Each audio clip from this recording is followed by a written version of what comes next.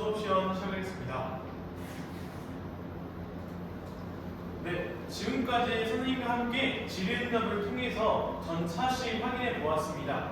함께 점검해 봤으니까 지금 구체적으로 선생님과 함께 본 차시에 들어가기 전에 역사 타임머신을 통해서 함께 14세기 중엽의 영국 시대 사항에 대해서 살펴보도록 하면 좋을 것 같습니다. 그렇다면 오늘 본격적으로 역사 타임머신 시간 자료 1번 선생님이 나누어준 역사 보물 창고에서의 자료 1번을 토대로 함께 읽으면서 14세기 중엽의 영국 상에 대해서 함께 역사 타임머신 떠나보도록 하겠습니다.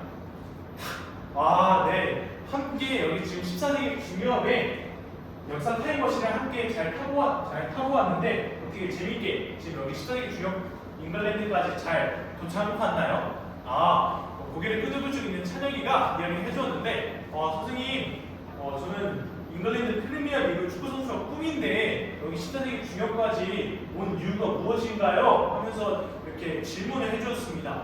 자료 1번을 보면서 살펴볼 수 있는데 자료 1번에는 14세기 중엽의 잉글랜드에 대한 역사적인 사료 존 캐리의 역사의 원전이라는 사료가 나와 있습니다. 자, 이 사료를 세 번째 줄부터 마지막 줄까지 한번 읽어줄 학생 있을까요? 저기 자기가 읽어주겠다고 자기가 꼭 읽어주겠다고 저렇게 딱 열정적이게 수업에 참여하는 성황 꾸민 우리 은찬이가 한번 힘있게 정말 나레이션을 까는 느낌으로 한번 이렇게 답변을 해주면 좋을 것 같아요. 네. 우리 은찬이가 진짜 14세기 중엽에 잉글랜드에 있는 것 마냥 이렇게 나레이션을 정말 이렇게 목소리가 조화롭게 답변을 해주었습니다. 이 부분에서 키워드가 어떤 부분이냐? 우리 은찬이가 읽어주었던 부분처럼 14세기 중반에 일꾼들의 콧대가 높아지고 그 다음에 고집이 세져서 이제는 국왕의 명령조차 듣지 않는다라는 부분에 밑줄을 그어서 대표적인 이 당시의 상황은 14세기 중엽은 어떤 상황이었지 하면서 궁금증을 유발해 줄 수 있을 것 같아요. 14세기 상황은 어떤 상황이었냐면 맞습니다. 프랑스와 영국이 100년 전쟁을 벌이고 있는 와중에 그 당시에 흑사병이 창궐하게 되자 노동력 인구가 감소하게 됩니다. 즉 노동력 인구가 감소하게 되니까 이 노동력을 더욱더 귀중히 여겨야 될 거 아니에요. 그러니까 이제는 노동자의 처우를 개선하고자 실시했던 부분에서 이와는 반대했던 봉건 영주들과 봉건 왕이 이제는 그 당시 영국 왕이었던 에드워드 3세라는 어떤 왕이 노동조례에 대해서 이야기하자 대표적으로 영국에서는 와트 타일러의 난이 일어났고 프랑스에서는 대표적으로 자크레의 난과 같은 이러한 난이 일어났습니다.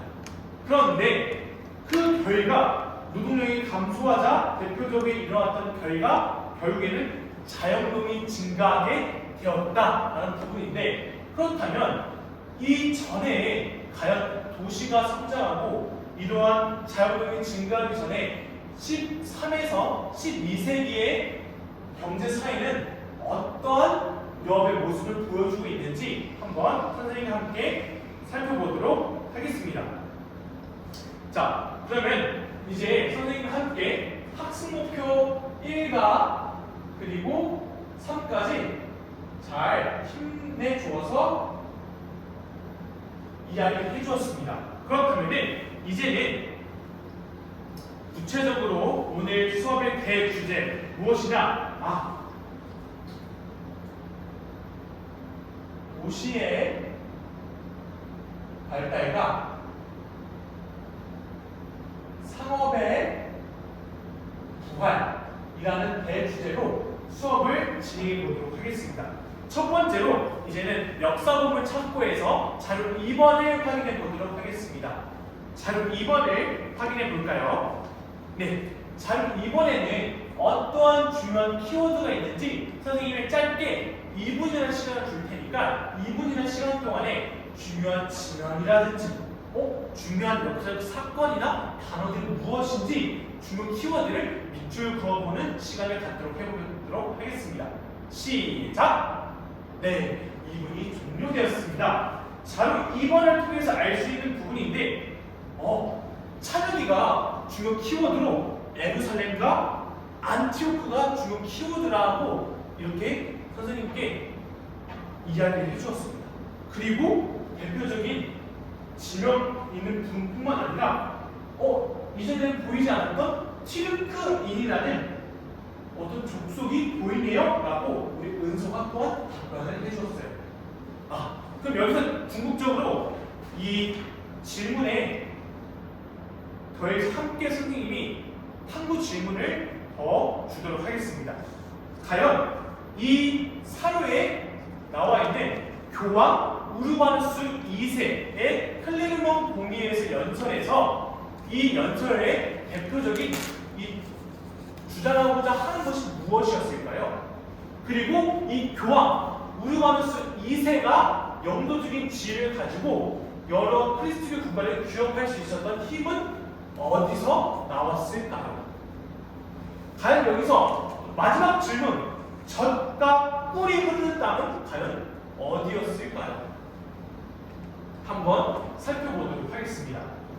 이제는 자료 3번인데요. 자료 3번에는 어떠한 지도가 나와 있죠?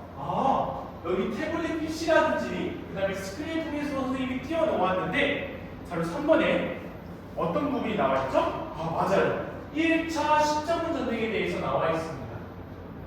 그리고 2차 십자군 전쟁에도 나와 있고 이후에 4차, 8차까지도 나와 있는데 대표적으로 살펴보면은 첫 번째 십자군 전쟁에 대한 배경은 무엇인가요? 십자군 전쟁의 배경으로는 그 당시에 아까 자료 2번에서 살펴보았던 은찬이가 답변해 주었던 것처럼 셀주크 티르크인이 보인다고 했어요. 그 셀주크 티르크인이 이제 비잔티움 제국을 공격하게 됩니다. 그래서 셀주크 티르크족이 비잔티움을 공격하게 됩니다. 그래서 이 비잔티움의 황제였던 알렉시우스라는 황제가 자료 2번에 나와 있었던 사로의 출처였던 교황 우르바누스 2세에게 도움을 간청합니다. 교황 도와주세요! SOS를 친 거죠. 그래서 이 비잔티움의 SOS를 치니까 여러 크리스트교 국가를 규합해서 저기 성지를 탄원하자. 이 신을 믿지 않는 티르크인들을 정벌하자 해서 첫 번째 1차 십자군이 일으키게 됩니다. 그래서 이 전개의 과정으로는 첫 번째 1차 십자군 전쟁에서는 이제는 성지를 탄원하자 라는 부분이었고요. 그리고 성지를 탄원함과 동시에 자료 2번에서 중요한 역사적인 지명이었던 예루살렘 왕국을 건설하게 됩니다.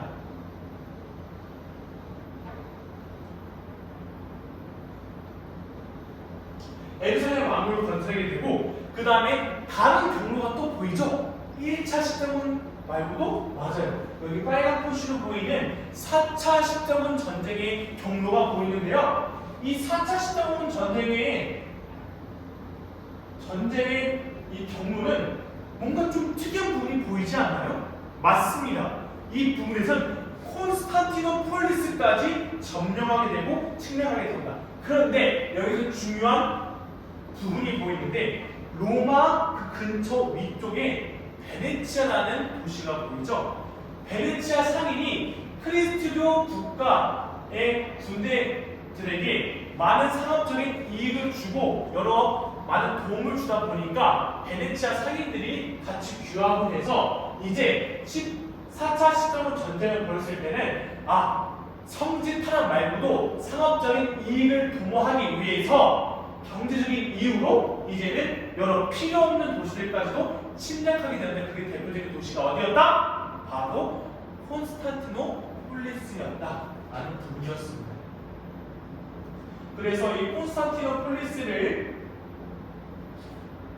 점령하게 되고 이와 1차 시드몬 전쟁 때와는 다른 본연의 의도를 망각한 채 4차 시드몬 전쟁 이후로는 이제는 또 어떠한 것이 만들어지냐? 바로 라틴 제국이 만들어지게 됩니다. 그래서 이 라틴 제국 피하에 안티오크 공령이라든지 트리폴리 백령까지도 만들어지게 되고 마지막 첫 번째 1차 시드몬 때 만들었던 에르사렘 왕국까지도 여러 이렇게 왕국이 만들어지게 되는 부분 알 수 있을 것 같습니다. 자, 이제 그렇다면은 선생님과 함께 이제는 지리적으로 분석할 수 있었던 자료 3번을 통해서 1차 시점과 4차 시점 전쟁까지 살펴보았다면은 대표적으로 이제는 선생님과 함께 역사 톡톡 시간인데 역사 톡톡 시간에서는 가상 인터뷰 수업 활동 및 이제는 연극 활동을 진행해 보도록 하겠습니다. 자, 그러면 이제 두 번째로는 이제 가상 인터뷰를 실시하고 그래서 인터뷰를 작성하고 그 이후에 역할까지 하는 수업을 진행해 보도록 할게요.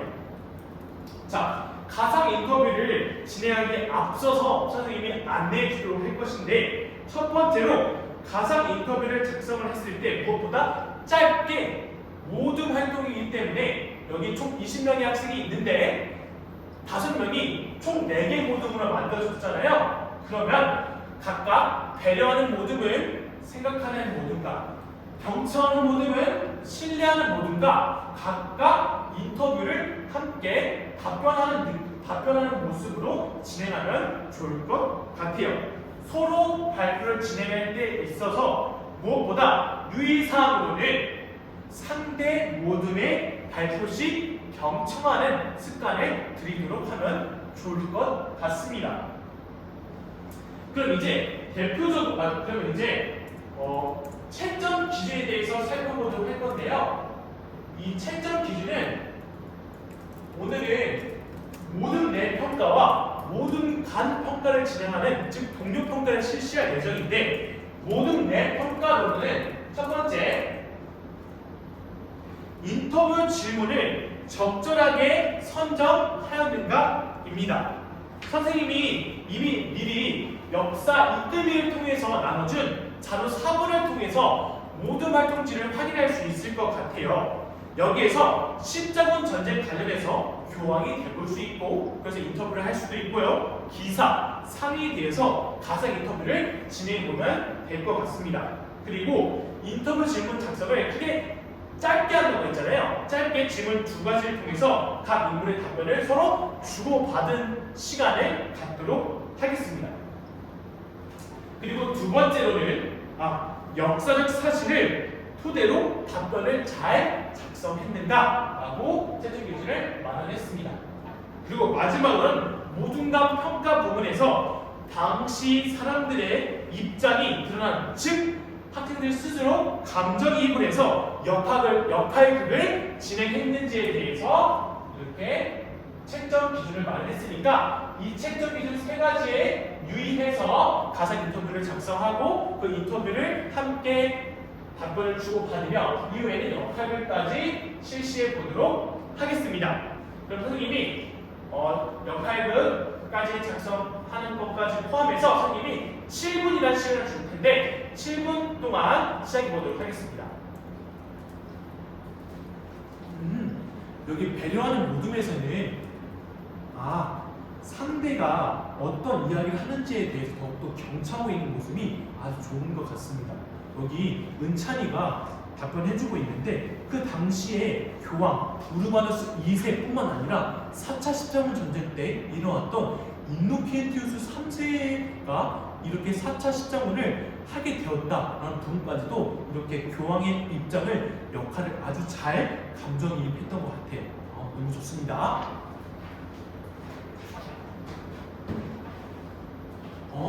여기 경청하는 모둠에서는 이제는 여기 기사 부분에서 잘 감정이입을 해주고 있군요.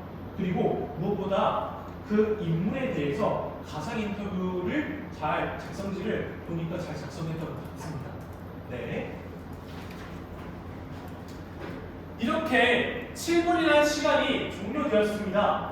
어떻게 잘 진행했던 것 같은데 선생님이 잘 수행 지도하면서 살펴보니까 선생님이 말했던 안내 사항과 측정 기준에 맞게 유의해서 인터뷰를 서로 주고받고 그 다음에 정말 감정이입을 하면서 누구는 교황이 되고 누구는 기사가 되고 하는 활동을 진행했던 것 같습니다. 그렇다면 이제 다음으로 선생님이 나눠준 자료 5번을 통해서 또 하나의 지도가 나와 있는데 이 지도는 어떤 지도인지 한번 살펴보도록 할게요. 이 지도에 어떤 부분이 나와 있죠? 이 부분에서는 한자 동맹이 결성되어 있는 지도와 그 다음에 지중해 교육원에 나와 있는 어떤 지도가 이렇게 나와 있습니다.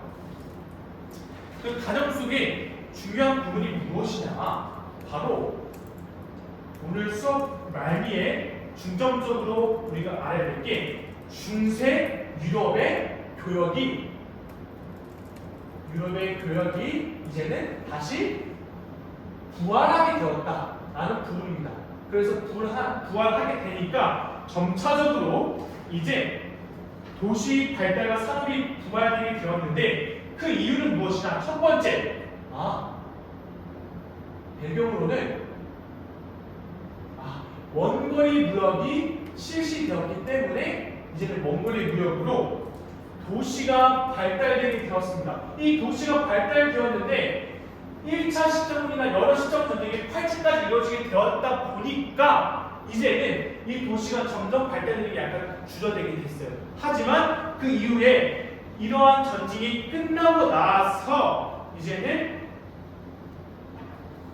시장과 그 이하의 상가이 설치되게 되어서 이제는 도시가 더욱더 부활되고 발달되게 되는 부분을 알 수 있습니다. 그때 이 도시 시장 안에 있었던 대표적인 인물들이 누구였냐면 바로 누구였죠? 역사에 관심이 많은 우리 찬혁이가 답변을 해줬는데 그 당시에는 수공업자들이 많았다고 이야기를 해줬는데 맞습니다. 그래서 수공업자와 그 다음에 상인들이 길드를 만들어서 이 길드가 나중에 군사적인 동맹까지 이르게 되었다라는 부분을 살펴볼 수 있을 것 같아요. 그러자 이 결과적으로 나타났던 것이 무엇이냐? 바로 중세의 장원이 해체되고 되고 그리고 중세 장원이 해체되고 그 이후에는 무엇보다 아까 선생님과 함께 타임머신을 통해서 살펴보았듯이 14세기 중엽 때까지도 영국 및 여러 많은 중세 도시에서 이제는 농노의 건의가 이제는 상승하게 되었다라는 부분을 알 수 있게 되었습니다. 이렇게 역사 타임머신을 통해서도 살펴보았고 그 다음에 오늘 가상 인터뷰를 작성하면서 모든 활동을 통해서도 감정이입을 통해서 역사가 이렇게 재밌구나 하면서 활동을 또 진행해 보았어요. 그렇다면 이렇게 십자군 전쟁 이후에는 어떠한 것이 나타나게 되었느냐? 그 이후에는 이 십자군 전쟁의 결과 이제는 이슬람의 문화가 서유럽에도 영향을 끼치게 되어서 이제는 르네상스에도 다음 시간에 배울 르네상스에도 영향을 주었다라는 부분을 알고 이제 다음 수업 시간에는 이제는 중세 동물 왕국이 서서히 이제 말미에 이르게 되고 이제 중앙지동 국가를 설명하고 이후에 이제 르네상스에 대해서 다음 수업 시간에 선생님과 함께 살펴보도록 하겠습니다. 이것으로 수업 시간 마치도록 하겠습니다. 감사합니다.